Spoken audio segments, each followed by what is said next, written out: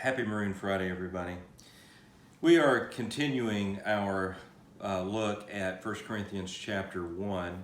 And this coming Sunday at Santown, we're going to kind of zoom in on one particular verse, and it's verse 18, which I think is one of the most powerful verses in Paul's writings, where he says, "For the word, for the message, the preaching of the cross is foolishness to those that are perishing, but to those of us who are being saved, it is the power of God."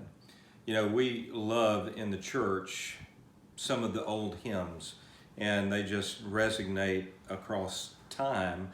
And many of those old hymns that we love have to do with the cross. Think about the lyrics to some of those great old hymns.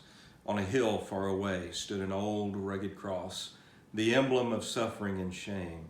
For I love that old cross, where the dearest and best for a world of lost sinners was slain.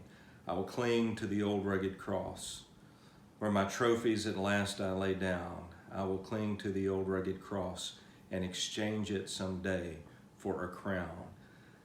I mean, that is just one of those songs that just many of us sing it and it brings tears to our eyes.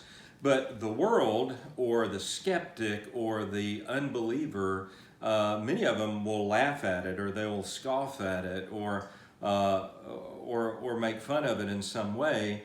But when you look at Paul's words, for the word, the message, the preaching of the cross, he says it's foolishness. And when you think about that, the cross and that message of Jesus and a man from the a 33-year-old man from the Middle East, a Jewish rabbi, dying on that cross, and it have a significance for us today in our life and in our eternal life.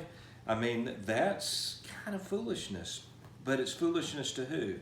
It's foolishness to those that are perishing. But then for those of us who are being saved, it is the power of God. We're going to talk about this coming Sunday at Sandown, the power of the cross.